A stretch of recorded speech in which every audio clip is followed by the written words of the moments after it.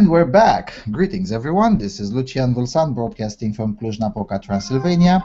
As always, alongside with me is Herr Jon Gunnarsson, broadcasting from Deutschland, and our producer, James Huff, sitting in the background, making sure everything works just fine, broadcasting from the US. Greetings, Mr. Gunnarsson.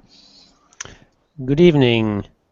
Today we actually don't have to catch up to 2 weeks of news, so it should be a That's slightly lovely. shorter show this time. And That's lovely, isn't it? Yeah, we don't have to get through 8,000 words of news. Yeah, and the other good news is that last week has been quite a slow weekday, which allows us to catch up even with some more IMD-related news. Now, in all fairness, I would love to all the weeks to be slow news day and slowly fade out the need to do this show. Sadly, I don't think that's going to happen anytime soon, but whatever. How's been the weather lately on your end of on your portion of Europe? Yeah, mostly cold. But it's not like unreasonably cold, but still, it's somewhere like slightly above freezing usually. Yeah, it snowed like hell yesterday in here. There's not much of snow left now because today it was remarkably warm, but still in the villages nearby the city, there's already like a 5 centimeter layer of snow. Yeah, there's been a bit of snow here, but mostly didn't stay. Yeah. Which is good because I hate snow. Yeah, well, I don't necessarily hate the snow, but it's this kind of temperature when it's somewhere between -2 and +2, which is the most annoying. I mean, at least be decided. Either it's -15 or +15, so I know what to do. But when it's this kind of relativistic thing, quite annoying because the mood can change multiple times during a day, which is not particularly funny. Okay. Then I guess we could slowly move to the news section, which, as you said, is not really that crowded, and that's fantastic because we get to comment a lot. Okay, we're going to start with bright bars. Men's rights group hold bizarre anti-circumcision protest on International Men's Day. The political party Justice for Men and Boys held a protest outside Parliament today against the practice of circumcision, or as they label it, male genital mutilation, MGM, which is a, quote, barbaric, illegal human rights violation, end quote. Today is International Men's Day, and the obscure political party decided that the most pressing issue facing men in the modern world is circumcision, the removal of the foreskin of the penis. Signs on show at the anti-circumcision protest read, "Stop the chop," "Circumcision without consent is assault," and "Children's rights, not parents' rights." Circumcision is considered a birthright in Judaism and is one of the most ancient practices of the faith. Abraham is purported to have been circumcised, and the circumcision of male children is mentioned in the Old Testament books of Genesis and Leviticus. Some health professionals recommend it for non-religious hygiene and health reasons. However, the Justice for Men and Boys party claim that, quote, the default position of the criminal law is that circumcision is a crime and it requires a parliamentary override to stop it being a crime, and carrying out MGM is a criminal offense. On their website they write, Theresa May, MP, Home Secretary, has declined to respond to our FOI, Freedom of Information request, which asks why the police aren't prosecuting people who carry out non-therapeutic circumcision of male minors, male genital mutilation, MGM, when the procedure is unquestionably illegal. They write that the key objective of today's protest is to make ourselves, and in turn our message on MGM, visible, and to once again distribute large numbers of leaflets to members of the public. Mike Buchanan, the leader of Justice for Men and Boys, told Breitbart London that circumcision causes huge suffering, sometimes leading to death. It ruins men's lives, he said. He also claimed that it removes over 90% of the nerve-bearing flesh of the penis. Its entire purpose is to reduce sexual pleasure of men in later life, he said. Oh, that's a reasonable coverage from a staunchly pro-mutilation outlet, because let's not forget Breitbart is one of those outlets that believes circumcision is fabulous. So in that regard, that's reasonable coverage. Yeah. Also, some of these quotes from Mike Buchanan, that's somewhat bizarre. Like he says that the entire purpose of circumcision is to reduce the sexual pleasure of men in later life, which is just ridiculously, like, just absurd. That's how it was reintroduced in the US, as a matter of fact. In the United Kingdom, I don't think that's the case. I don't think that's the ideology behind it. But in the United States, yes, it was. Yeah, I thought the primary motivation was to stop boys from masturbating. Yeah, and how do you do that? By reducing the sexual pleasure. But reducing the sexual pleasure of men in later life. The in later life is you're also, right. the purpose was not to reduce the sexual pleasure, but to stop them from masturbating. Yeah, that was the goal, the purpose. Yeah, that was the goal, but the means to do that was to reduce the pleasure. To be fair, the article is poorly edited. I wouldn't be surprised. I wouldn't be surprised if we have Mike here and tell us, well, I didn't actually say that. That could definitely be the case. Yeah, I mean, I'm looking, the version that we are reading is the version that I corrected the grammar in it to sound somewhat more readable. The original version posted it, at least initially, on Breitbart. Maybe they have edited now to also reflect a more readable version. It was pretty much speedy posted. I don't know why. Usually Breitbart edits its articles. But still, I think it's a good thing what they did, regardless of the bizarre quotes, whether they're real or not. That's how Fathers for Justice eventually drew attention to fathers' rights issues in Britain through quote-unquote bizarre protests. Yeah, and I mean, bizarre is definitely one way to get attention. Mm-hmm. I mean, up until they came in with their bizarre protests, with I think it was fathers dressed as superheroes and whatnot, fathers' rights was pretty much off the public agenda in the United Kingdom. And then Fathers for Justice came along and did all these kinds of eccentric protests. And nowadays, in the public mind in Britain, whenever you speak about fathers' rights, there's that image with fathers dressed as superheroes and making a point and whatnot already imprinted into the public mind, and that's eventually turned out to be helpful because a significant proportion of the public now believes, well, those guys actually have a point. Yeah, and I mean, definitely, if people are ignoring you, then being ridiculed is better than being completely ignored. Mm-hmm. Mm-hmm. Mm-hmm. And also, it's that piece of ancient wisdom that first they ignore you, then they ridicule you, then they fight you, and then you win. So in that regard, definitely being ridiculed is a lot better than being ignored. Yeah, and I mean, and the purpose is to get this message out, not to look good in public. Yeah, and not to make particularly academically sound points and whatnot. I think that's to be left for a later day when at least a significant portion of the public at least understands there is an issue. Which, given the precedent, if the precedent with fathers' rights is anything to guide ourselves with, turned out to be quite good. I mean, now the secretive court system is on its way to being dismantled and whatnot. Sure, it's still far from being entirely reformed, but it's definitely in a better state than it was 15 years ago or 10 years ago when Fathers for Justice commenced their protests. Yeah. One thing I want to comment on is like two of these statements in the article. First one is that this religious angle that circumcision of male children is mentioned in the Old Testament books of Genesis and Leviticus. Yeah, so Yeah, what? okay, so what? I mean, lots of bizarre stuff is mentioned there. It also talks Especially about, in Leviticus.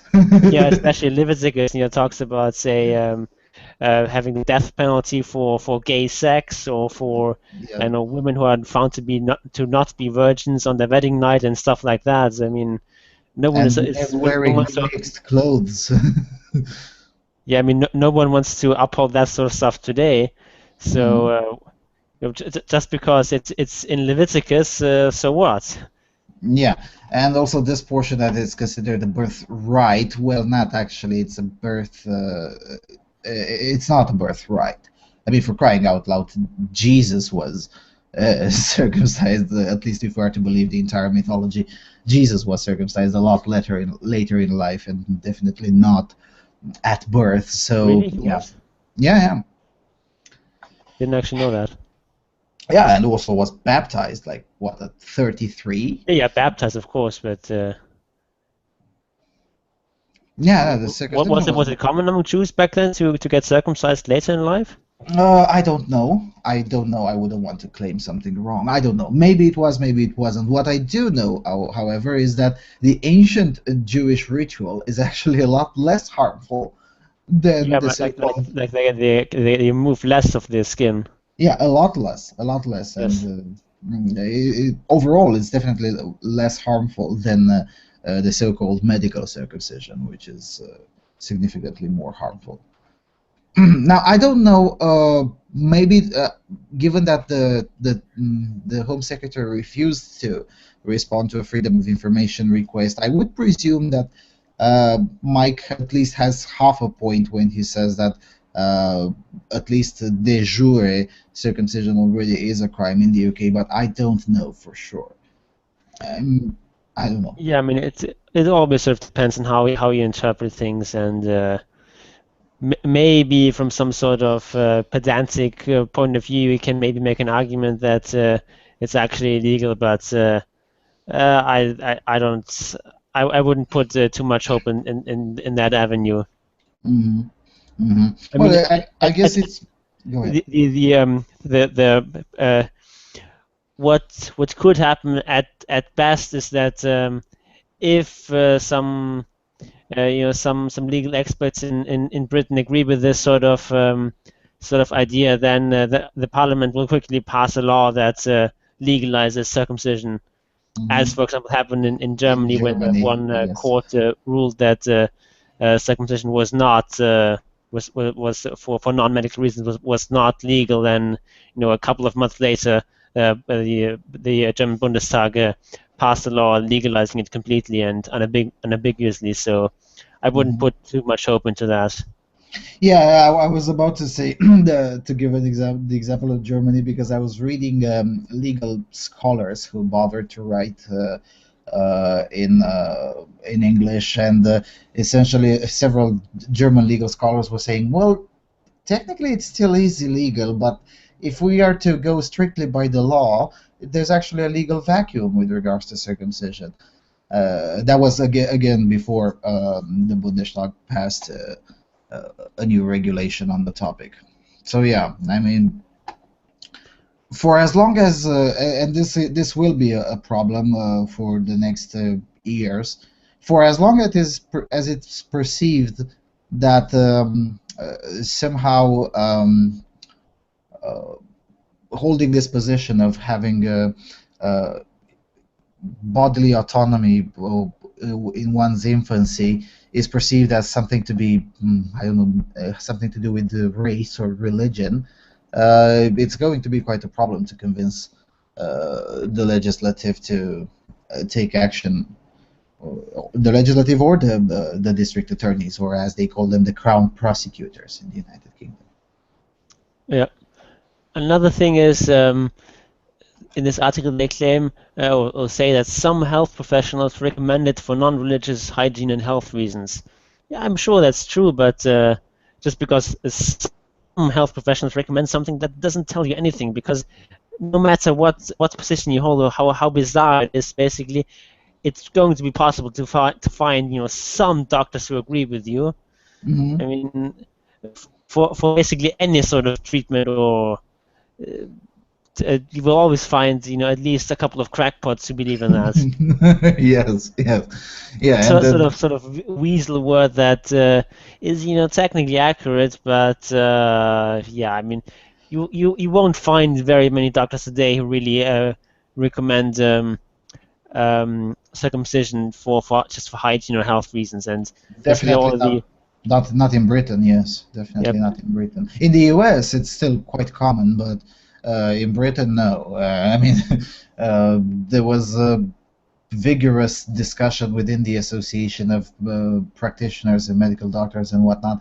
I think the debate is actually on YouTube, and they eventually voted against a resolution to put in the official position to be against circumcision, but not because of medical reasons. I mean, they start with, yeah, the medical reasons are absolutely correct, put forth by the opposition, but we're not going to formally agree with them because that's racist or something.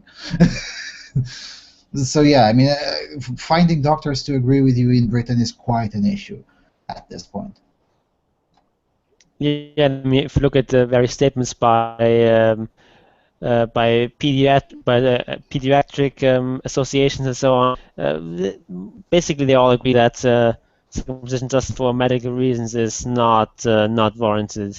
Yeah, and this pretty much is the Maybe default they in Europe. would be hesitant to explicitly condemn the practice, but you will find very few of them actually recommending it. Yep. Okay, moving forward with the other clickbait piece of news related to IMD, coming from The Independent, so it's definitely a hostile coverage. Tory MP Philip Davies says more women should be sent to prison to achieve equality with men. More women should be sent to prison in order to make them equal with men, a Conservative MP has said.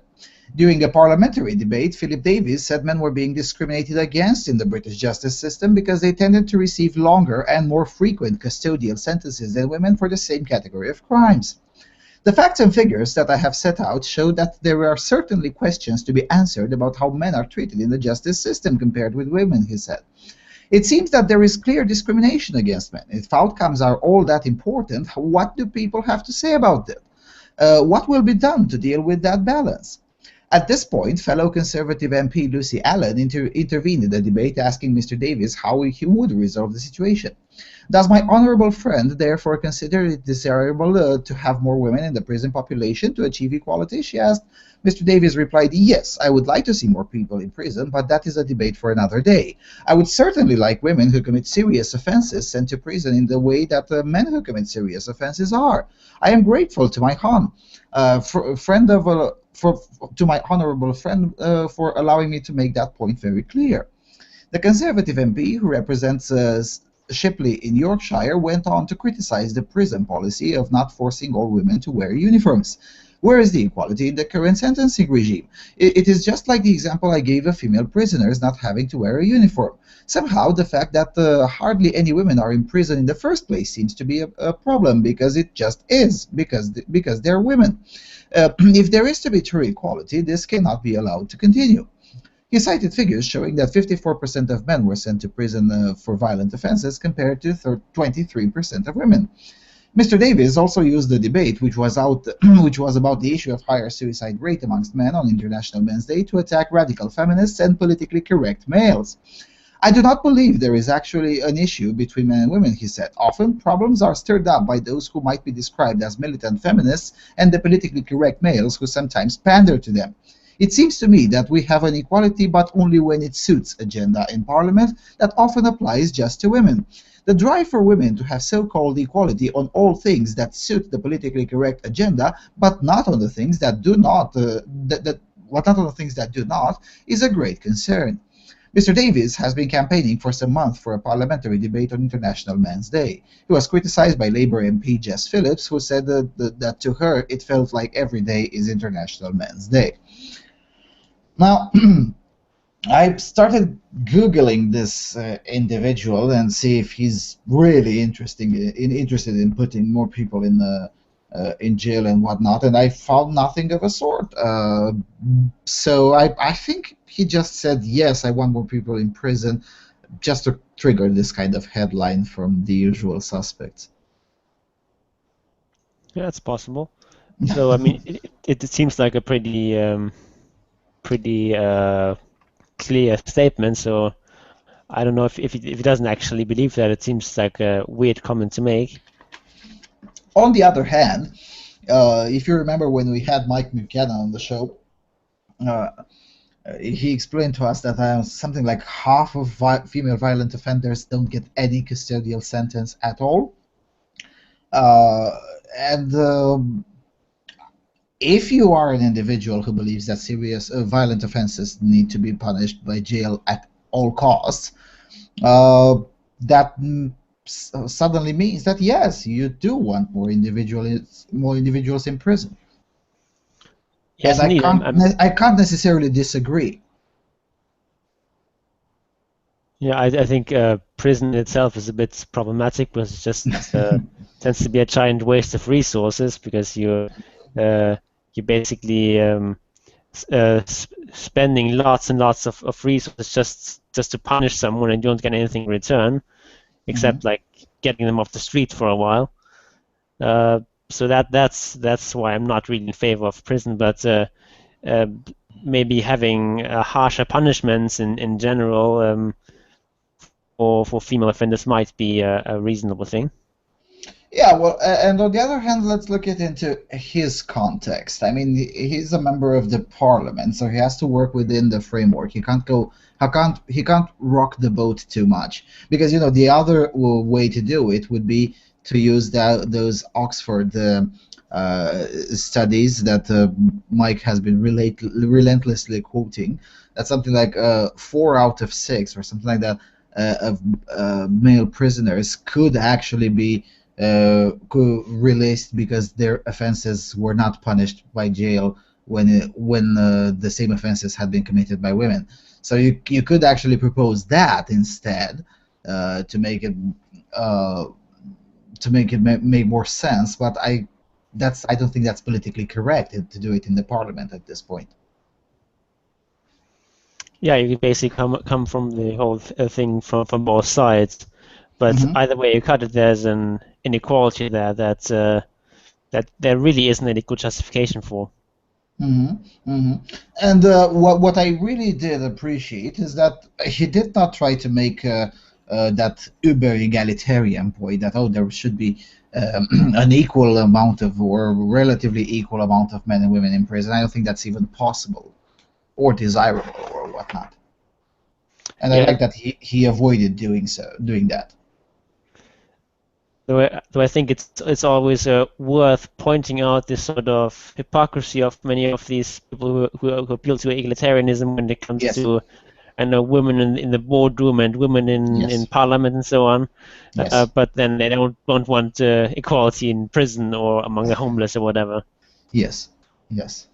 On that regard, yes, this kind of thing is worth pointing out for the purpose of proving that state-enforced egalitarian outcomes is retarded.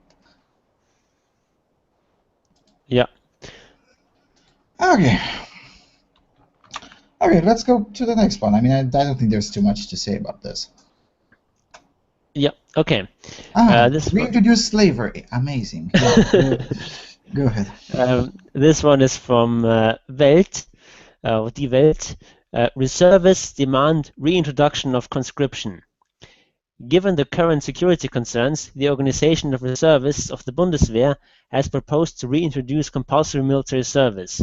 Quote, "This is a question of our country's security," the chairman of the North Rhine-Westphalian Reservist Organization, Wolfgang Behrendt, told the Rheinische Post on Saturday. In the Reservist Organization's National Congress to be held next weekend, the North Rhine-Westphalian group prepared a proposal to resume compulsory military service with the alternative of a compulsory social year for young women and men over 18. Military service was also a means of integration, Behrendt told the newspaper. Quote, "If young people are used to working together in the Bundeswehr, the Federal Agency for Technical Relief, fire brigades, and nursing services, different ethnicities and religions may grow closer. At least there would be a chance for that, Wâlsan said. The suspension of compulsory military service took effect on the 1st of July 2011. The compulsory service for men was replaced by a voluntary military service for men and women, as well as a voluntary replacement for the former alternative service. So, first things first, I don't think this has much of any chance of being implemented, so I'm not particularly worried. But just the fact that people are still sort of openly discussing this issue is quite worrying. Yeah, well, there was recently a bill filed in the Bundestag.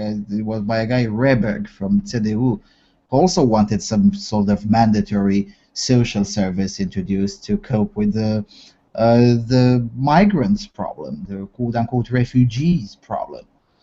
What did happen with that in the meantime? Did it pass? It was forgotten? I haven't really heard anything about that, so I don't think that's going to pass, or it's very realistic.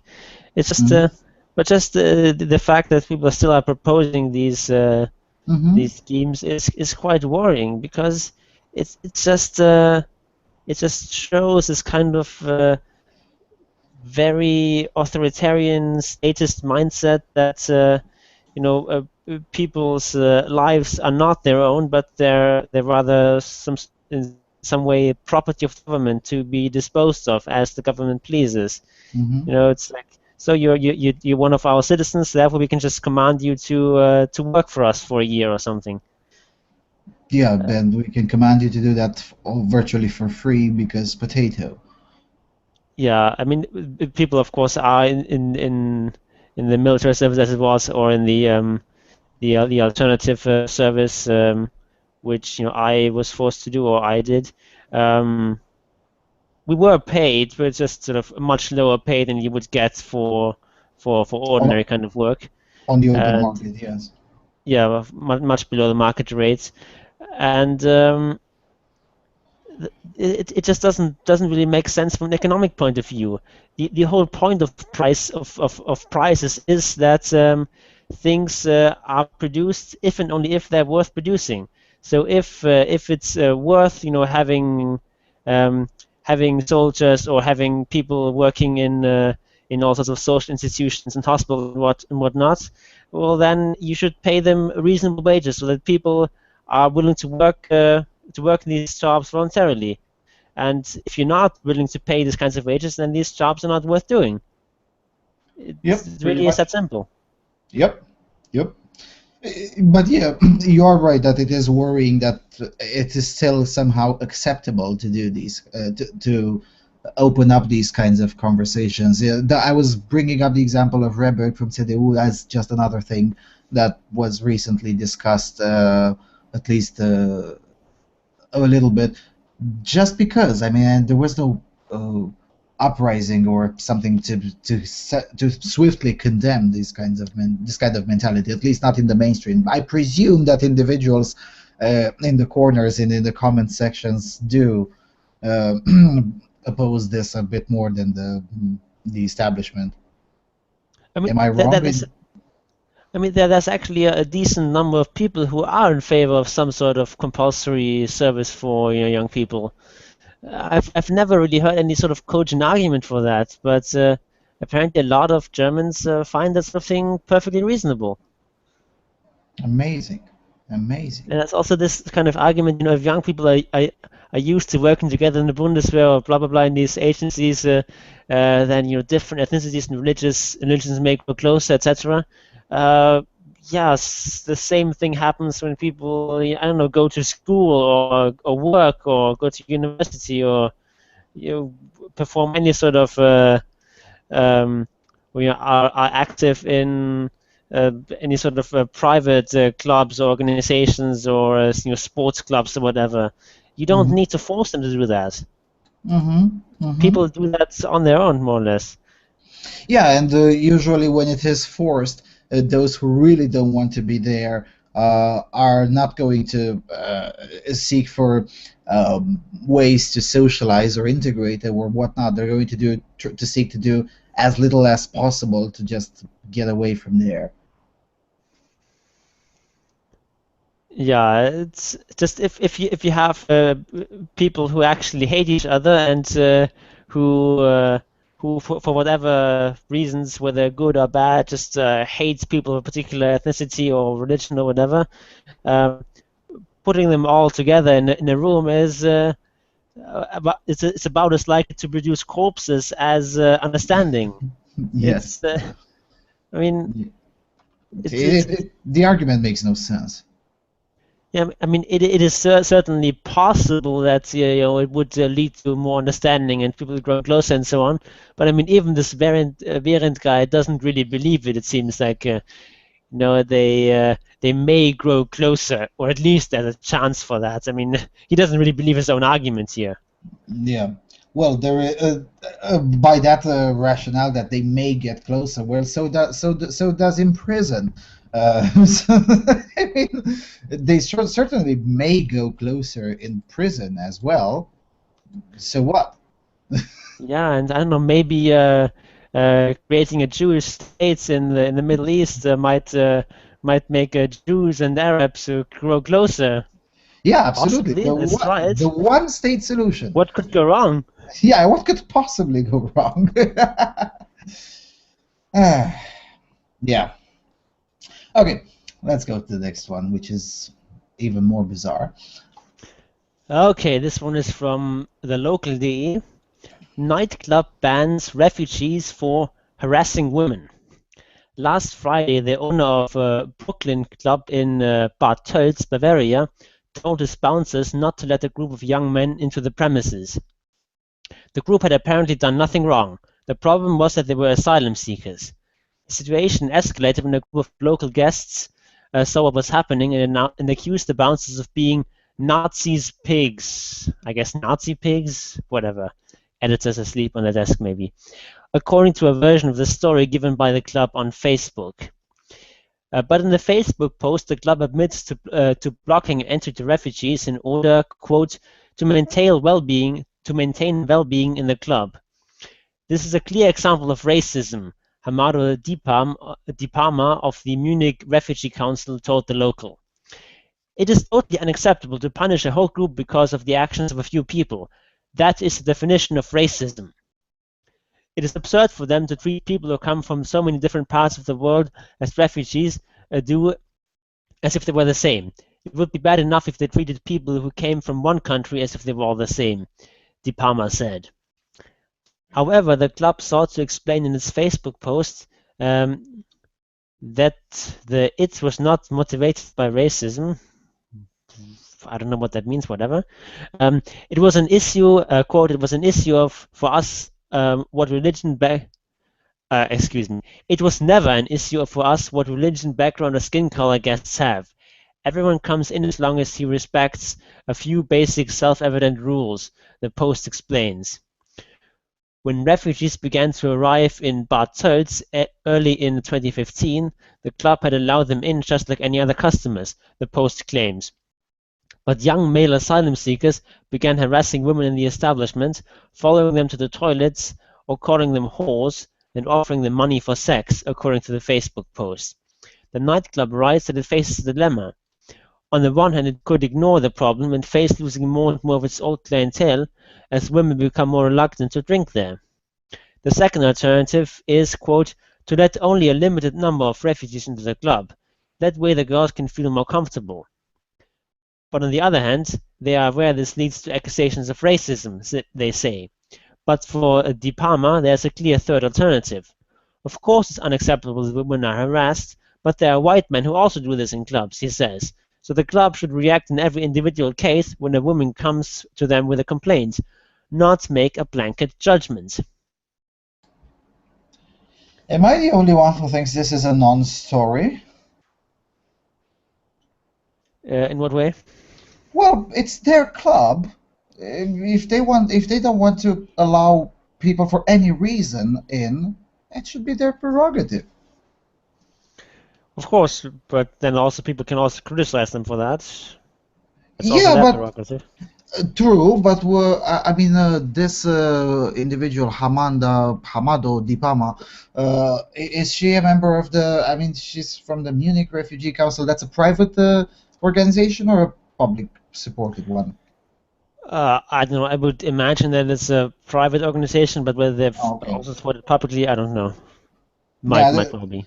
because personally, I'm not an equal opportunity hater. If a taxpayer-supported organization makes these kinds of criticism, I take it a lot more seriously. When a private organization does that, well, it's their prerogative to criticize, and my prerogative to ignore their criticism. But usually, when a public organization does that, you cannot actually afford to ignore their criticism. It's pretty much like in Canada when it was the Rouge V saga, when the mayor himself came in and said, and essentially tried to order private businesses not to allow him in. And I'm like, well, that matters a lot more than when a bunch of feminists whine about the same thing. Yeah. Also, I'm not entirely sure on the legal issues here, but what this club is doing may well be illegal. So I don't know. Yeah, and if it is illegal, I think it's wrong to be illegal. I mean, if they Yes.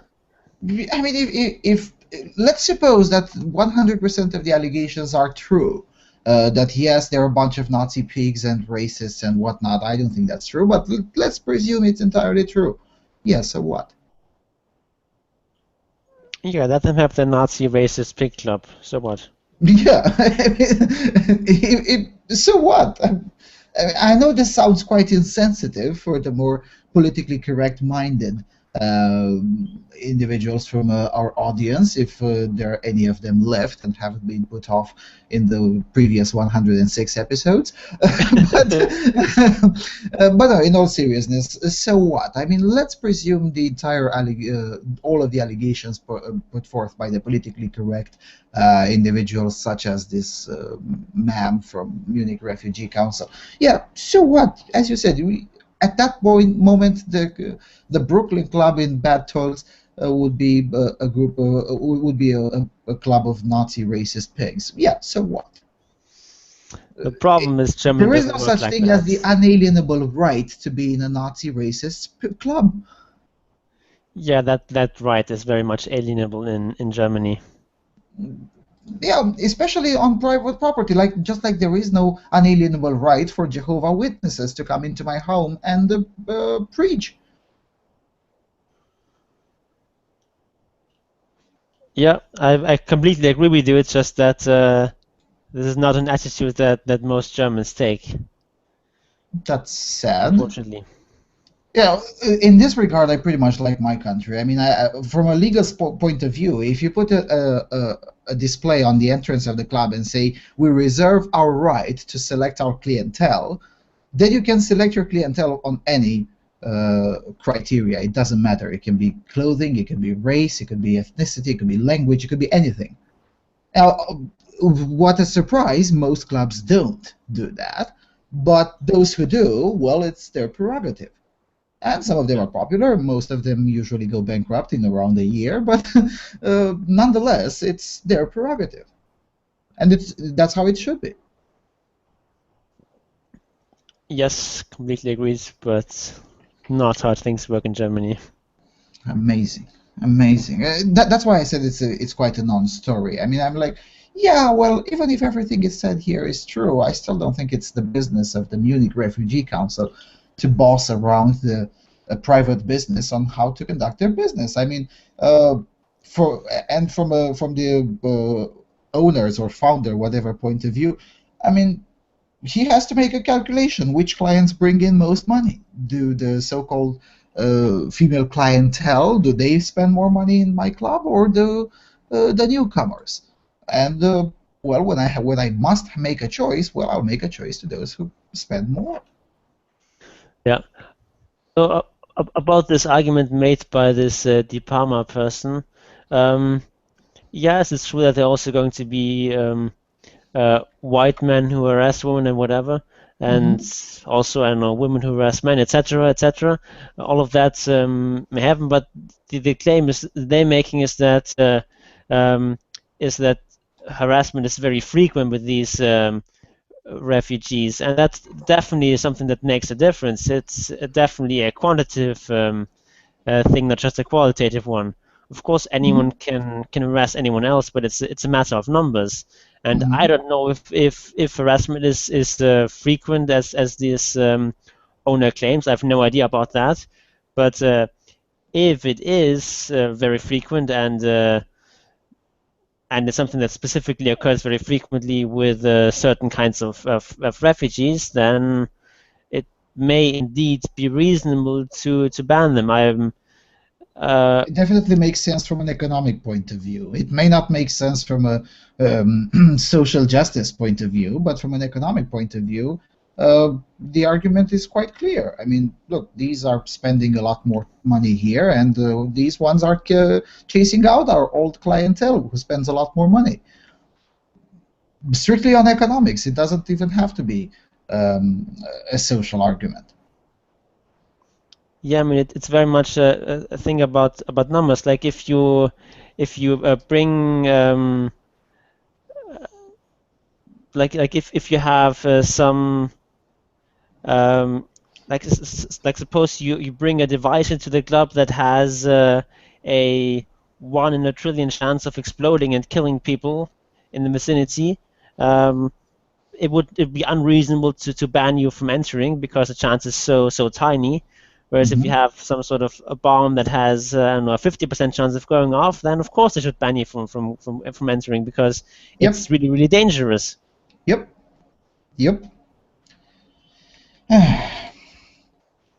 Okay, let's go to the silly place. Okay, the silly place today is state.com. Movember is a misguided cancer awareness campaign. Remember the scourge of Movember.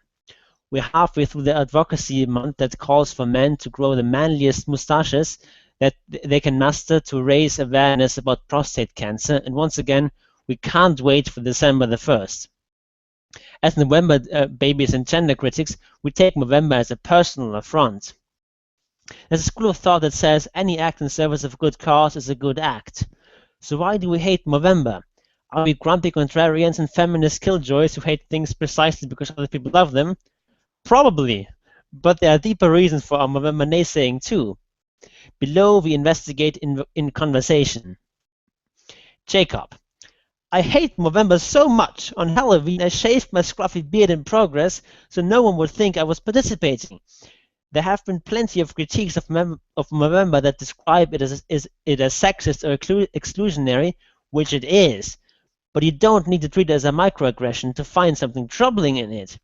Above all else, Movember irritates me because it's not so much about cancer awareness as it is about masculinity awareness. It starts from the assumption that men are somehow uniquely imperiled, threatened by all these horrible diseases, and then tells us that we can save them by trumpeting an outward signifier of masculinity, the mustache. Movember says that we protect men by celebrating masculinity, and that's ridiculous. Christina: I think that's right. Movember's marketing is rife with jokes about penis size, women with facial hair, and references to lady ticklers, as if the entire thing were a way to climb the ranks of straightness and manliness. And if everything doesn't need a special month, and if anything doesn't need a special month for celebration, it's masculinity, which is celebrated every damn day of the year. The product tie-ins are equally insulting. This year, Lifestyles launched a Movember-branded box of condoms because manly men have lots of sex. Tech company Lifestyles and ad agency GSW released a parody beefcake calendar called Sexy Men of Technology. As a company in a disproportionately male industry, Lifestyles should be taking a hard look at how it's hampering women's participation and success in the tech industry. Simply throwing its resources behind a men's health campaign just looks like a way to revel in the sausage fest that technology can be. Jacob: What's more, while prostate cancer is the second leading cause of death by cancer in men, Siddhartha Mukherjee writes in The Emperor of All Melodies that more elderly men die with it than die of it. I wouldn't want to minimize the damage, both emotional and physical, that prostate cancer can cause, But I also think it's important not to scare people by overstating the risks. And that's exactly what is happening here. Christina, the way we perceive cancer, its risks, its prevalence, its victims, is so easily shaped by this kind of nominal advocacy. I think it's telling that breast cancer gets quite a different treatment from prostate cancer's Movember push. So many of the world's oodles of breast cancer awareness campaigns are sexualized and focused on the specific body parts the cancer affects. We're supposed to broadcast our bra color on social media, to leave our bras at home, all to save those precious tatars by groping our wives. But Movember's prostate cancer awareness doesn't focus on anal sex or prostate play or genitals at all. I'm guessing that's because the prostate as a sex organ is thought of as a very gay thing, and Movember is targeted at men who'd rather grow a lady tickler than stimulate an actual prostate. Jacob, in that sense, the rhetoric of Movember is built around preserving a site of denied pleasure. Movember has expanded its reach somewhat to testicular cancer and men's health in general, but it has traditionally focused on prostate cancer. As far as I can tell, the Movember Foundation's page on prostate cancer includes only 2 sentences on the organ itself. Tellingly, those sentences focus on the gland's role in the reproductive process. Quote, it produces fluid that protects and enriches sperm. Here, the obligation to protect, it becomes an obligation to protect heterosexual coupling. This effectively shackles the whole Movember business to normative gender binaries, while sweeping the prostate's queer potential under the rug. Christina, and why must why must cancer campaigns be so stereotypically gendered in the first place? If breast cancer messages aren't explicitly boob-related, they're slathered in pink, the girl color. Men have prostates, so what's the manliest thing we can promote? Mustaches! It's this kind of least common denominator, gender-segregated social bonding. Women are mostly the ones who get breast cancer, and men are mostly the ones who get prostate cancer. But gendering the fight against these cancers does far more to solidify gender norms and stratification than it does to further any noble cause. Sporting a mustache doesn't raise awareness about anything. And besides, everybody already knows about prostate cancer. If someone didn't, what's the mustache going to do about it anyway? Oh, I can't take anymore. Yeah, it goes on and on like that for another page and a half with this progressive mutual butt sniffing, essentially. I mean, this Christina and Jacob individuals, they don't disagree with each other on anything. Sorry, I think the word individual is not quite right here. Yeah, member of the collective. Does that sound a little bit better? Yeah, that's more reasonable. Yeah, these 2 members of the Slate collective don't disagree with each other like at all. You and I disagree with each other a lot more than I think any contributor on Slate with any other contributor of Slate. That might well be the case. I mean, the lack of diversity of opinion on Slate, on Salon, and in a few other places is quite astonishing. And can't these people disagree on anything? Because that would definitely make it a better read. Yeah, like reading this kind of conversation where people just agree with everything the other person says is just really boring. It's like, yes, here's this point, and you're so right, and here's another point, and yes, how clever of you. Yeah, CYR says in the chat room, my idea, Slate can eat a bag of dicks, preferably cancer dicks. Absolutely correct. When I transcribed portions of this article for this news segment, I bolded this particular section. Women are mostly the ones who get breast cancer, that's true, and men are mostly the ones who get prostate cancer, that's false. Men are the only ones who get prostate cancer. I have yet to meet, to read about a documented case of a woman getting prostate cancer. I'm sorry, I don't think that happened. Hold on. What he talks about, guys. You got to go remember, ahead, this is how they identify. It doesn't matter. If a guy identifies as a woman, then it's a woman that can get prostate cancer. Yeah, no. I'm just saying. This is how they think, man. Yeah, I'm pretty sure that's how they thought about it, but I still think it's retarded. No, Yeah, they're talking about trans women here. It's yeah. yeah, no, I don't. I'm not a believer in the ideology that I identify as whatever, therefore I am whatever because potato. No, sorry, no, it doesn't work like that. At least not at least doesn't work like that with medical conversations, and definitely doesn't work like that with public conversation. I mean, you can identify as whatever you want with your friends and the individuals who accept that particular thing, but it doesn't have to be accepted by the whole fucking planet. Yeah, but this particular woman definitely does. And Yeah, fair enough. what I thought when I was reading this is maybe we can use this somehow to get support for all the pregnant men. Yeah.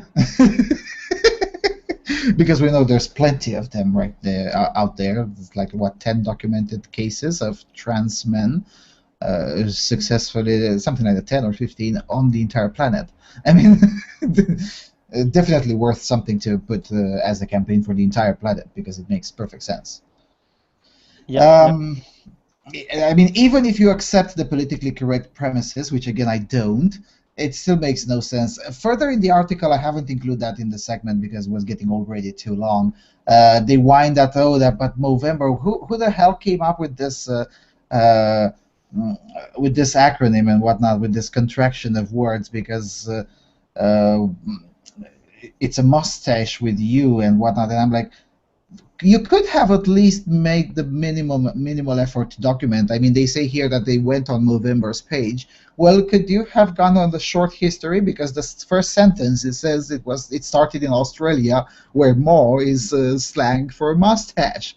There's your answer. And there's like a long paragraph where they whine about that, which could have been explained in 3 words, 4, whatever. Yeah. Also, this whole thing about these campaigns playing to gender stereotypes. Yeah, I mean, of course, they're trying to appeal to as many people as possible. And if you have a campaign focused on attracting, I don't know, trans men or whatever, that's not going to be a very effective campaign because there's not a lot of them. Mm-hmm. Mm-hmm. They're like, I don't know what, like 0.1% of the population, if that much. Even less than that, yes. Also, this one, in that sense, is built around preserving, a site of denied pleasure and whatnot. Where does this? Yeah, the Movember Foundation's page includes only 2 sentences on the organ itself, and focus a lot on its role in the reproductive process. Well, I'm sorry to sound triggering and homophobic and offensive and whatnot, but believe it or not, the absolute majority of men are straight. I know this is triggering and maybe sounds a bit unrealistic if you're living in your own tiny San Francisco bubble, but for the overwhelming majority of the planet, no, prostate is not a sex organ. And no, it's not thought of as a gay thing. It is a gay thing to think it as a sex organ. I'm sorry, it sounds offensive, but it's true. And as you said, I mean, if you want to make it an effective campaign, yes, you will do it on not on the least common denominator, but on the most common denominator, because at the end of the day, you want individuals to donate and whatnot. And if you make it directed on what 0.01% of the population, or on the 3% or whatnot, how many something like 3% of men are thought of as being gay, whatever. If you direct it on a total of 3.54% of the male population, it's not particularly effective, as opposed to directing it at 96% of the population, or probably even more, because another secret thing, which is not actually secret, is quite an open secret. Most gay men don't believe in this politically correct bullshit. And most gay men are not offended because the Movember campaign doesn't focus on their particular proclivities and whatnot. Most gay men are a lot smarter than Slate contributors. Yeah, also the whole the marketing just would not work for focusing on the prostate as a sexual organ, whereas with breasts, yes, it does work because well, breasts are sexy. It's it's also a great way of also attracting straight men to this kind of campaign, and it's also the thing about breasts is that they are fairly visible. So there's sort of a thing that you see every day when you look at women, and whereas a prostate is an internal organ, it's not something you see every day. Most people are going to know how it looks like from some sort of drawing in a biology textbook or something. But yeah, I mean, you can't make I don't know a prostate-shaped whatever. It's not really a thing that's going to fly. Yep. Another comment in the chat room, also by CYR, I think. Oh, we can post pink shit all over the NFL for breast cancer, but it's somehow misguided to have a drive to recognize prostate cancer, which, by the way, it kills exceptionally more men than breast cancer kills women. That's a fair question. I mean, why does this? And to their credit, that's probably the only good thing that these two members of the Slate Collective have done is one to admit up front that they're grumpy contrarians and feminist killjoys. Absolutely, kudos for admitting that up front. And secondly, for making it quite clear that they're bothered by what they perceived as celebrating masculinity. And it bothers them so much because it exists. Yeah, because obviously masculinity is terrible. Yes, absolutely, and of course they can say that. But of course it's terrible, and we're being terribly transgressive by criticizing it. But of course it's Men's Day every day of the year. Yeah, Because these positions are completely reconcilable, and there's no contradiction whatever here. Yep, and I always like pointing this out. I mean, they can afford to say this using a computer designed and built and shipped to them by men, using the internet, which is maintained by men, powered with electricity, which is 100% maintained by men in the United States, and most of the world, around 100%.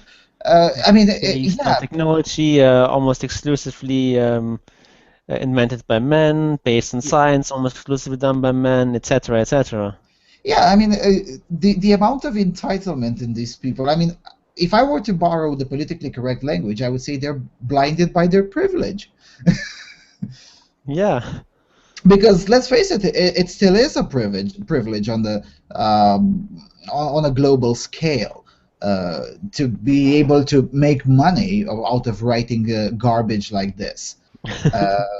Half of the planet can't even understand what's it like to make money from writing anything, let alone garbage like this. Yeah. I also wanted to mention this particular point that Jacob makes about in his second paragraph. What's more, while prostate cancer is the second leading cause of death by cancer in men, Siddhartha Mukave, blah blah blah, says that more elderly men die with it than die of it. Yeah, well, that doesn't make any wouldn't that make things even worse? So in addition to it being the second most lethal cancer in men, also lots of men have cancer who don't die from it. That makes it even worse. Yeah, I mean, because they still suffer to it to some extent. Yeah, and that means that deaths is not doesn't paint the whole picture of how prevalent it is. Because it's the condition that is eventually going to die. It's going to kill you, but you just die of something else first. And also this thing that There was somewhere in the article, I don't know where, it says that maybe they should. So much funds have been poured into breast cancer and whatnot. Maybe they should have been poured into something less feminine, such as lung cancer. I don't know where in the article, but I remember the quote anyway. Yeah, why not? Sounds good. Yeah, why not? But on the other hand, I don't see Slate on the forefront of campaigning for such thing, and nor do I think I will ever see Slate. They would rather go bankrupt than ever print something like that in a serious manner. And during the breast cancer awareness month or week or whatever they have in the United States, I don't think that's going to happen anytime soon, if ever. Yeah, and the reality is that breast cancer is basically a massively overfunded disease Yes. Relatively to other diseases. So if you actually want to get sort of the most bang for your buck, you should definitely invest in curing other diseases. Because on the margins, you're just going to do a lot less in breast cancer because so many people are already funding breast cancer. Yes. Yes, and if I remember correctly, and maybe James can correct me because on his show I heard this on News and Activism. Last year, Movember Canada alone had raised something like $30 million, which went to some research center. Half of them went into a research center in Europe, and half of them into a research center in the United States. I think that's fabulous per se. Yep. Because these non-profit centers who do primary research, we are told day in and day out that nothing can be done with them unless they're state funded, and then some of them somehow prop up and manage to survive and actually produce good research without receiving state funding, and they usually rely on these kinds of donations. Why is this such a bad thing? Why do they have to hate on it? Because they perceive it celebrates masculinity. It doesn't make any sense to me. Yeah, because they basically hate men so much that they want them to die of cancer. Sadly, this is probably the only explanation that can maintain consistency. Or at least they hate masculinity so much that they don't want to see it celebrated, even at the cost of more men dying. Yep. CYR says the best title of the article should be "Men Bad, especially if they have masculinity." Yeah. So men are right as long as they have masculinity. That's yeah. So basically, men are good as long as they're women. True. Amazing. Okay, enough with the silly place. Let's go further. Serbia goes full retard.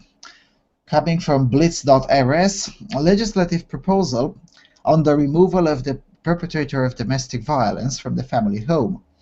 Democrat MP Dusan Milisavljevic filed today in the parliament a bill which empowers the courts and the police to enforce physical restraining orders from family houses for up to 14 days. Milisavljevic, at a press conference in the Serbian parliament, said that the bill was drawn up in cooperation with the Women's Autonomous Center, of course, and that he believes it makes sense that the abuser must leave the house and not the victim of domestic violence. Milisavljevic said that 14 days is enough time to think about everything, that the alleged victims will continue to have the options to file a criminal complaint or file a divorce or reconcile. In Serbia, domestic violence is very real, and don't be deceived that we should wait till someone lays his hands on a woman to stop this. This law stands in defense of women from bullies, added Milisavljevic.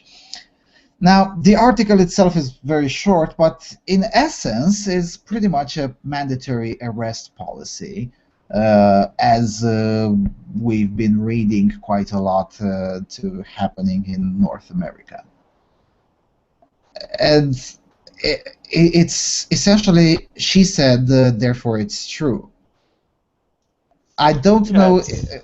All the press communiques have a gendered language, but I don't know if the bill itself has a gendered language, because in Serbia you have to have some sort of account to read proposals. So I don't have that particular kind of account to read exactly how the proposal itself is worded, but still, am I the only one who thinks this is wrong? I mean, it's even worse than the provisions of the Istanbul Shit Convention.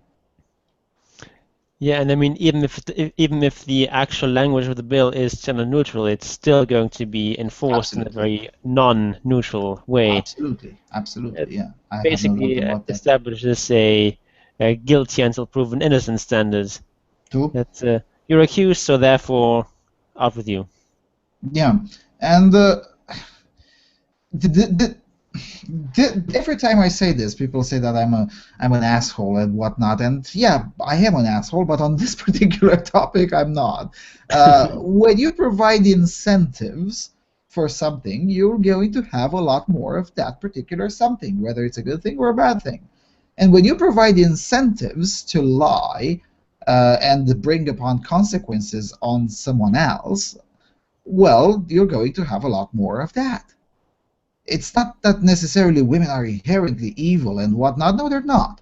But the proportion of women who are will indeed be incentivized to be even more and to lie even more because, well, you can get away with it. And I think the same would be true if the law would provide incentives for men to lie. It would happen a lot more often. Yeah, definitely stands to reason.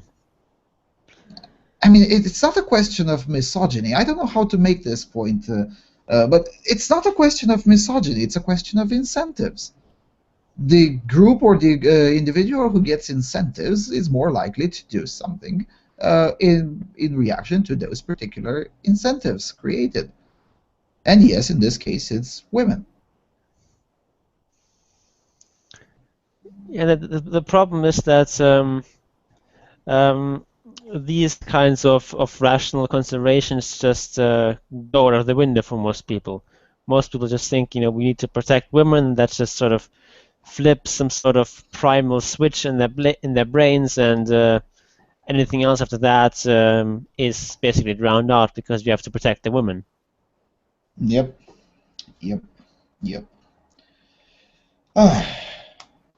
Amazing. Now, I really hope I haven't checked what influence do the Democrats have now in the new National Assembly of Serbia, but maybe there will be some sense in there, and it will either be rewarded to make it less insane, or maybe even scrapped altogether, which would be my preference.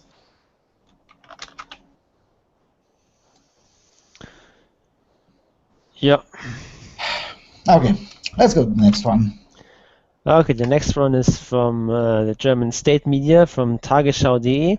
This is a very long article. I've just cut a few excerpts which are talking about the thing I want to talk about.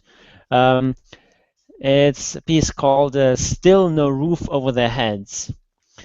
Despite temperatures dipping below zero, thousands of refugees in Germany are still huddling in tents, an unacceptable situation, especially for women and children. However, progress in housing is made in many places. The nights have grown cold.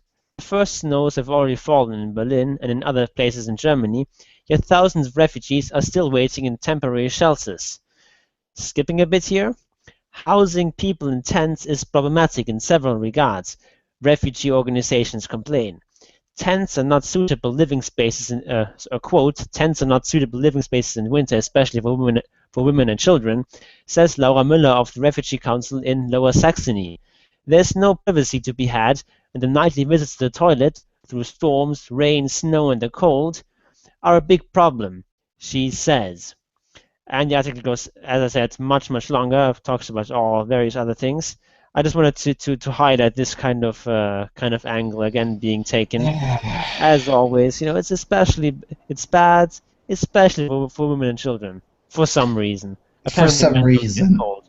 Yeah. I mean, granted, when we're talking about children, that's definitely a thing. Children are a lot more vulnerable to cold just because they're smaller, and just because they're the ratio of surface area and mass is a lot different and worse for enduring cold.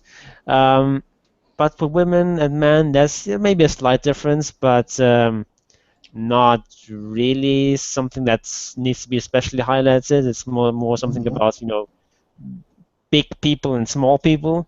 Yeah.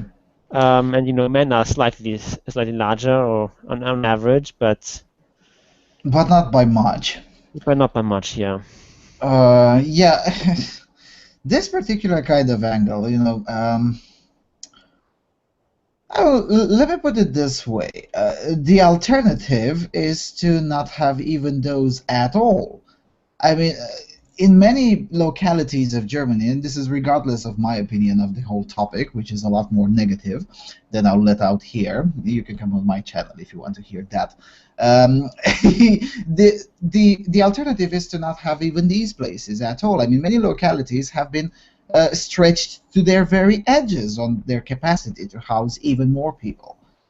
I mean, can't these people understand that there is such thing as limited resources? And Germany is a rich country, but it doesn't have unlimited resources. Nobody has. Yeah, it's also a thing that this article talks about later, is that there are still many homeless people in German Yes, I'm in pretty German sure there cities, are. and they also don't have shelters for all these, and just for a small fraction of these often. And of course, most of these homeless people are also men, but so no one cares about that. Yes. And I know it sounds insensitive when assholes like me, or even bigger assholes, point out that, wait a minute, we do have, and by we I mean every society that is compelled by some reason, still unknown to me, to receive huge amounts of people for a biggest potato. I'm sorry, but those societies already have homeless and shelterless people who actually now at this point have a much rougher situation than these quote-unquote refugees. Because, as far as I know, and I could be wrong, I don't know if it's particularly applied in Lower Saxony, but in Berlin I think it is, those tents aren't actually tents, they're a little bit more advanced than that, and they're usually heated. And yes, it's not a very fabulous situation and not a very fabulous place to live, but it's definitely better than being homeless. Yeah. Though I guess one argument you might make, you're not sure if I agree with that, is to say that that these refugees are more deserving than the homeless because they're not at fault for their plight, because they're fleeing from war and persecution or whatever. Whereas these homeless, many of them are drunks, or they're unemployed because they're lazy or something like that. So you could make that sort of argument to say that refugees are actually more deserving of aid than the homeless. Yeah, well, by that standard, I would say, yeah, okay. Then let's not forget that a significant portion of these individuals, particularly in Deutschland, have fled much safer accommodation in the glorious Republic of Turkey. So I'm sorry, but I'm not buying it.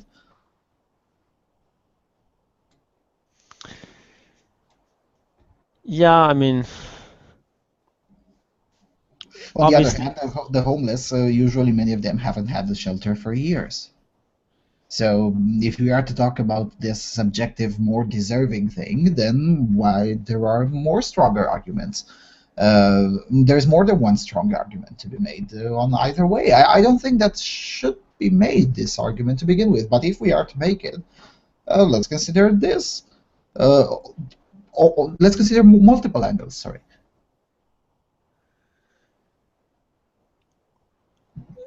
yeah, and I mean, of course, the reason why so many people are coming to Germany is because of the economic opportunities, Yeah, absolutely.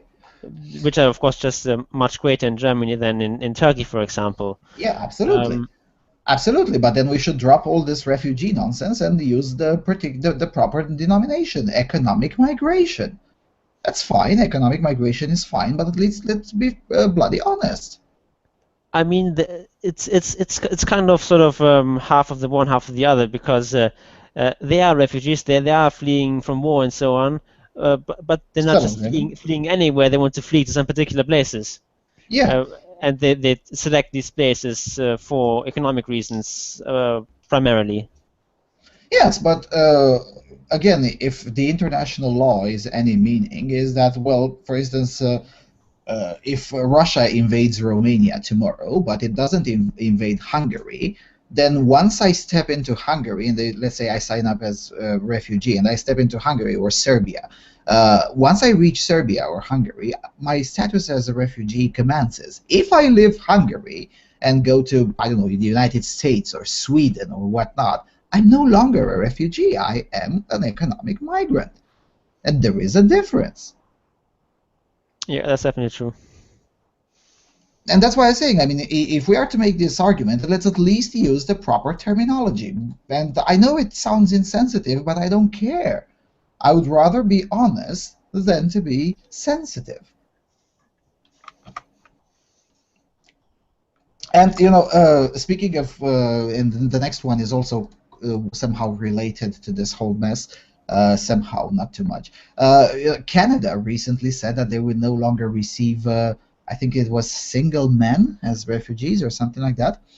You know, when I read the news first, I was like, yeah, okay, and I guess their rationale is that they're more likely to be whatever, terrorists and whatnot, and I'm like, okay, fair enough, but on the other hand, who raises these terrorists?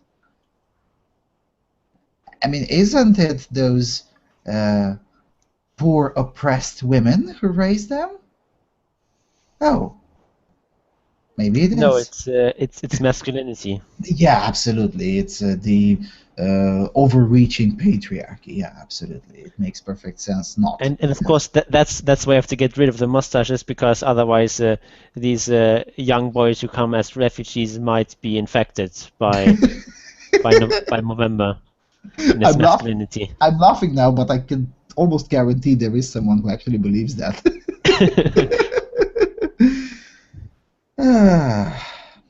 Yeah, CYR puts a link in the Netherlands. There was even a lawsuit saying that similar shelters that exist in Germany were alleged to be unconditional, and you know, a Dutch court disagreed with that particular assessment. What needs to be said is that this particular mess with the so-called refugee crisis, which I don't think it is a refugee crisis at all, it's an economic migration crisis, is going to be, it's here to stay. It's not going to end in the next few months or whatnot. It's here to stay for throughout 2016. Yeah, that's almost certainly going to be the case. Yeah, whether we like it or not, we're going to talk about it quite a lot in the next few months. I mean, even just talking about Syria, I mean, that war is not going to end anytime very soon. Yes, and if the situation with Turkey and Russia escalates, that certainly isn't going to help. Yeah, it certainly isn't going to help, and they're going to prolong the situation for maybe, okay, not indefinitely, but for more than a year, definitely. If things will escalate, let's hope they don't. The last thing I want is a war like a few hundred kilometers away from the borders of my country. Okay, let's go to the last one. An article written by a fellow with a very telling name, Richard Godwin.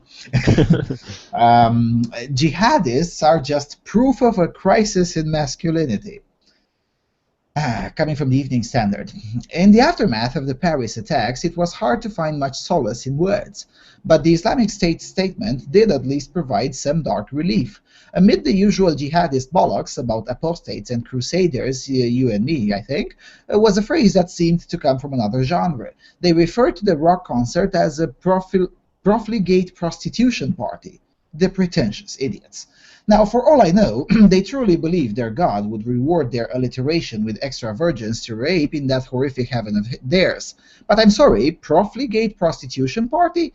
It's a bit Holden Caulfield, isn't it? It's the sort of phrase a misunderstood 15-year-old might write on Snapchat after the girl he fancies got off with some other dude at the school disco. And it is sad, in its sad little way, it casts light on what sort of men we're dealing with here. Our leaders are trying to convince us bombs are the best response to the Paris attacks. There can be no single solution, as there is no single crisis. The Islamic State has risen amid a mess of sectarian, regional, ethnic, economic, and religious rivalries. But there's also a deep crisis of masculinity within the fighters themselves. It seems dimly obvious to point out that all of the murderers in Paris were young Muslim men. While the Muslim part tends to inspire the inflammatory headlines, the young men part is no less significant. The attacks bore many similarities with American high school massacres, always committed by lonely male outsiders translating feelings of rejection into desperate bids for notoriety. As the documentary maker Dia Khan, I think, noted in this paper, the Islamic State recruits tend to fit a certain pattern. They tend to come from patriarchal families within marginalized communities and are vulnerable to alternative authority figures.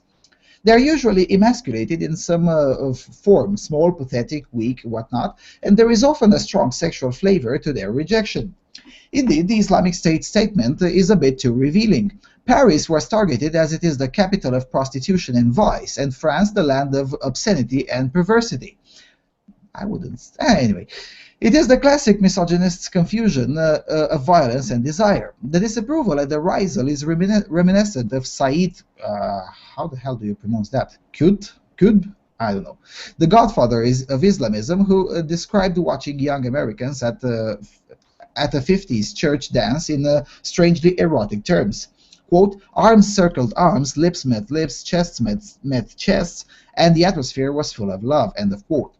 It's as if much of the rage at the decadent West comes from inflaming desires with our sexy music and immodest dress codes, but not actually satisfying them. One of the most cherished aims of the Islamic State Caliphate seems to be to institutionalize sex slavery and rape, so jihadis need never experience such rejection again. They're the sort of men who feel more comfortable pointing AK-47s at women than actually speaking to them. It makes me think that we should stop fretting, I don't know what fretting means, about whether to call them ISIS or Daesh and just go for something like Small Penis Patrol, which is about their level. But ultimately, the only way we will ever slow the production line of malfunctioning men is by at least attempting to understand them and equip them with the means to process their emotions. It's worth remembering that suicide, not suicide bombing, is the leading preventable cause of death among young men worldwide. And then in the second part of the article is another article, because the Evening Standard is a very professional place that, has very high standards. Yeah, has a very high standards. Maybe it was evening and someone just said, fuck it, I'm going home. Let's just put this up here. I don't want to search for another headline and another picture. So yeah, let's edit this here and put it makes perfect sense. Aside the crappy editorial standards at the Evening Standard, the amount of projection in this article is over 9,000. Yeah, and here I thought that Freudian psychoanalysis was full of bullshit, but this is like takes it to a new level. And you know what's interesting? I mean, surely it is true that the overwhelming majority of Islamic terrorists are young men. That is true. On the other hand, it is not true that most of them come from, what do they call it, marginalized communities or patriarchal families. Just yesterday, The Guardian published an analysis about the women who joined the Islamic State. And The Guardian, which is by far one of the most anti-male rags in existence in Britain, even they had to admit that no, a significant proportion of these individuals, men or women, do not come from vulnerable situations or patriarchal families. They actually come from the middle class. Their parents are either very integrated immigrants or second-generation immigrants. And they're usually quite well off. I mean, sure, there is the occasional one coming from the marginalized communities in whatnot, but in most cases, that's not true. Yeah, I mean, this whole story that this is just about economics, that these are just marginalized people who are just lashing out against their oppressors of the West and so on. it doesn't really hold water, because, as you said, a lot of these are middle-class people and educated people often. And this is one of those things where left-wing think tanks and right-wing think tanks actually agree upon, because recently was a study made by the I think it was the American Enterprise Institute, or was it the Freedom House? I don't know which think tank published that the overwhelming majority of individuals who are not Syrian and who fled from Europe or North America to join Daesh are middle class or upper middle class, very educated individuals. And even individuals from Pakistan, or Afghanistan, who joined the Daesh were also from the middle class sector and upper middle class sector of the Afghani and Pakistani society. So no, these are not downtrodden individuals and whatnot. No, it's just not true. It's objectively false. Yeah, I mean, this is also not a new phenomenon. Like, for example, if you look at the attacks of December 11, yes, of September 11, yeah. also all these middle class educated people, engineers, doctors, and so on, relatively well off, very well educated, but still they became suicide bombers. Yes, and one of the individuals who blew himself up at the Stade de France was an explosives expert. He was an engineer by formation and then had extra military studies. I think he had those in France. So no, believe it or not, they're not coming from these so-called oppressed, marginalized, patriarchal families. No. It's just not true. I mean, they are coming from patriarchal families, because I mean, just most families, most Islamic families are patriarchal. But that's in a way, yes. That's a bit like saying, most terrorists ate bread in the week before their attacks. And drank water. Let's not forget that water is very dangerous. Yeah, as I said, the amount of projection in this this article is wow. I mean, the only thing I can agree with from this article is to refer a little bit more often to Daesh as the small penis patrol, and I agree entirely with that, but for entirely different reasons. Namely, that ridicule and mockery is usually quite efficient to combat ideologies who take themselves way too seriously. Yeah, that's definitely not it worked with communists. Why shouldn't it work with Islamists? And there's a lot to mock about them. Yes. I mean, with that I can agree. But the rest of the article is like, wow, really?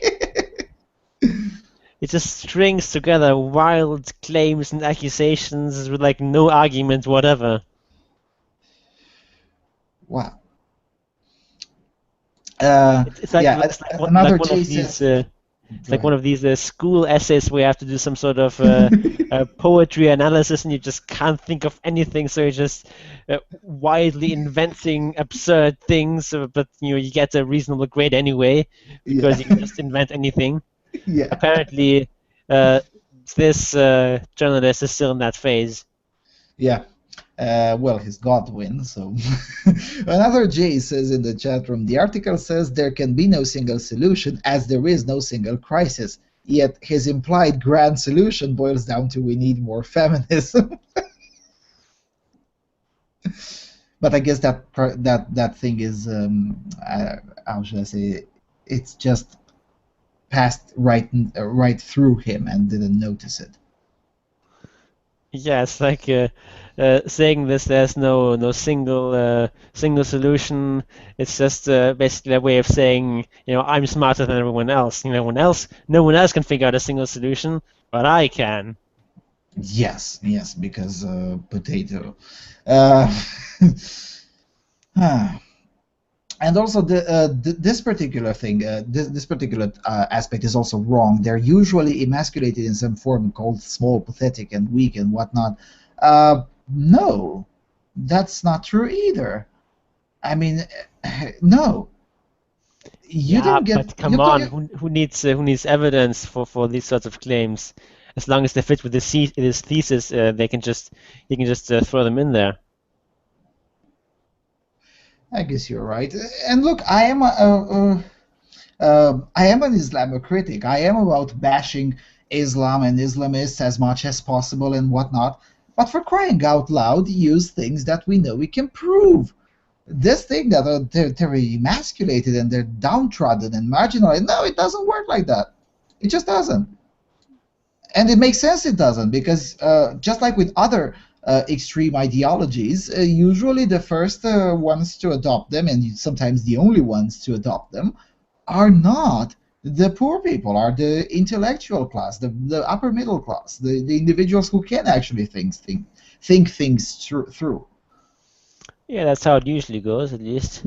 There's some exceptions here and there, but usually what sort of new radical ideologies are embraced by the intellectual class first. Yes, because the intellectual class doesn't have to pay a price for their ideology in most cases. They don't have to pay a price for being wrong. And, you know, again, I instinctively make parallels with communism because that's what I'm most familiar with. Most communists even today are very rich people. There are very few so-called working class communists. The working class is a lot less into these kinds of economic narratives. I mean, well, I mean classical communism, of course. They're a lot less into that. Yeah, working class people are maybe in labor unions and so on, but they're not communists typically. Yes. Yes. You know, and of course this was true, like from the very start. From the very start, yeah. You know, people like Engels and Marx have a very, very strong bourgeois background. Yes. Living on a very high income and not really doing any sort of physical work ever. Yes, and let's not forget Marx was a correspondent for I think it was the New York Times or some New York newspaper anyway. And being a correspondent in that time was a very, very intellectual and high status job. It wasn't like today when anyone can do it. Yeah, and at first he was supported by his father, who was I think a wealthy lawyer, I believe, and then by his friend Engels, and he really never had any sort of normal job. Like there was like a one job he applied for as some kind of stenographer or something like that, but he was rejected because he had bad handwriting. And that was like the one attempt he ever made of getting a job. No, he was a correspondent for something, for an American newspaper. He was a London correspondent for an American newspaper. I know that for sure. For quite some time, actually, for 2 years or 3 years. And that was, I mean, the only job he ever had was also an intellectual job. Because at that time, again, being a correspondent for a foreign newspaper was something, a very high status job, very, very well paid, and it involved a lot of traveling and a lot of perks that came with that kind of job. It was a whole different world. So yeah, I mean, and again, I make the parallels with communism because that's what I'm familiar with, but it works with other ideologies as well. You know, the extreme environmentalists and whatnot, they usually don't know anything about the environment and haven't actually lived in communion with nature. They're very, very upper middle class and high class people. With most ideologies, this is the case. Yeah, because when you live in a big city, nature sounds pretty nice. It's a nice change and so on. But if you actually live out in the wilds, then you'll pretty soon realize that nature's not actually very friendly. Yeah, especially if you're Australian, where there is everything. Everything wants to kill you in some way, shape, or form. Which is probably why there is no strong environmentalist circle in Australia, or at least not that big as in the United States or Canada. Because, you know, in Australia, most people know that once they step on something that doesn't have concrete on it, there's a strong chance that there's something there trying to kill them. And again, I do have something against the environmentalists, but at this point, I'm not trying to make a point against environmentalists. I'm trying to make a point that the adherents of these kinds of extreme ideologies do tend to be not marginalized, not downtrodden, not lacking opportunities, but quite the opposite. Yeah, and it's really the case with almost all ideologies. It works like that. Yeah, I'm still trying to think of an ideology that doesn't work like that. I'm sure there is, but I can't find one right now off the top of my head, but I'll make sure to research. Maybe there is. Actually, I'm pretty sure there is, but from the popular Maybe ones, something like liberation theology. That's sort of kind of thing that's I guess popular with a lot of poor people in, say, South America. yeah, but then again, the leaders of liberation theology, one of them is the Pope now. I mean, the So leaders, of course, they're not going to be lower class, but that is to be expected. yeah, but the boots on the ground are a bit more lower class. Yeah, fair enough. Yeah, liberation theology is a good example of ideology that is indeed adopted more widely. But then again, liberation theology doesn't actually harm anyone at this point, as opposed to, well, in all fairness, but no, communism still does, but not in our part of the world. Yeah. Oh, yeah, they're the sort of men who feel more comfortable pointing AK-47s at women than actually speaking to them. Really? Really? And what's the evidence for that?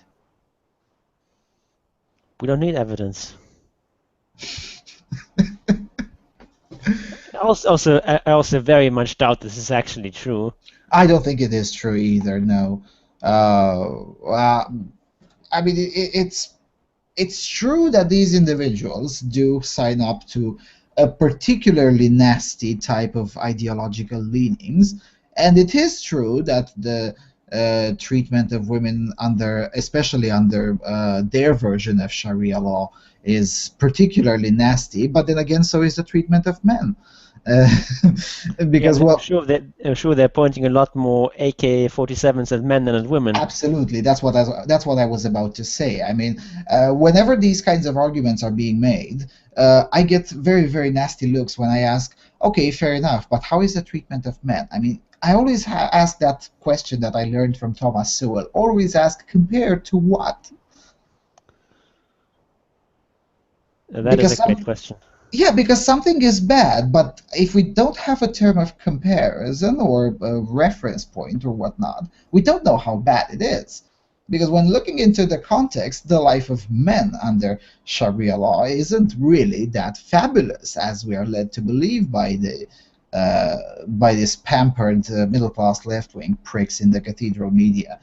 Uh, Maybe it's quite nice for the men at the top who get 4 wives and so on, yeah. but for the vast majority of men, it's not quite as rosy. Hmm. And I I have actually studied a lot more. I guess I should thank Ali Mehrashpan for arousing my interest to study a lot more into radical Islam and whatnot. Um, and I looked at several documentaries, including documentaries made by individuals or crews with strong feminist leanings who somehow got into Daesh territory and tried to do what's the expression, a fly on the wall documentary to observe the life under the caliph and whatnot. And it didn't strike me as your average man was actually significantly better off, or even better off to begin with, than your average woman under the caliphate. It didn't strike me. Maybe I'm wrong, but I don't think I'm wrong. And then they went to see the convicts, or no, sorry, not the convicts. Those are waiting for trial, because they have tribunals in Daesh territory, and they were waiting for trial for various offenses, which include like I don't know, looking the wrong way, drinking alcohol, or having 100 milliliters of medicinal alcohol, which is still verboten because potato. Sorry, Um, looking the wrong way? Is looking that a crime now, too? no, looking at someone the wrong way. Oh, Apparently, okay, that, okay. that can be offensive if you look the wrong way at a member of the patrol or something like that. Although that particular accused one was the most confident that the tribunal will find him not guilty. But Maybe the feminists can find something to like here after all. I mean, they're yes. they're really punishing microaggressions. True story, true story. But what I wanted to say is that that almost all, not almost all of the accused were men, and the editor who made the documentary was actually asking the adjunct of the judge or something like that. I don't know the particular title because their titles are all in Arabic, and I may be a polyglot, but I don't speak Arabic.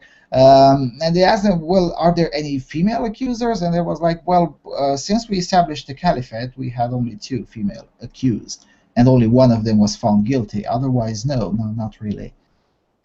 So, I don't know. I mean, yeah, it's bad that they ask you to wear niqab when you don't.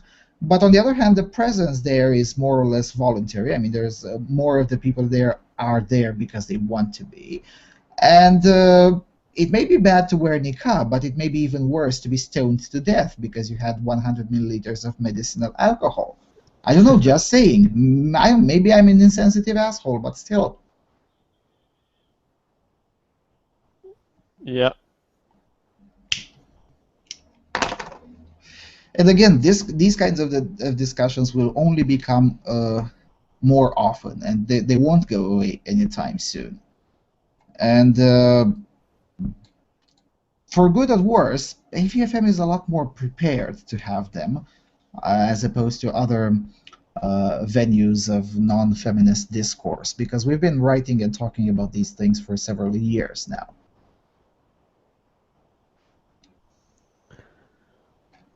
Yeah, and we've been talking for 1 hour and 40 minutes now, which Yeah. I think is sufficient for this short news section. Yep, more than sufficient. I do have one last comment, which is to take the red pill. Yep, take the red pill, and Mr. Huff, please take us up.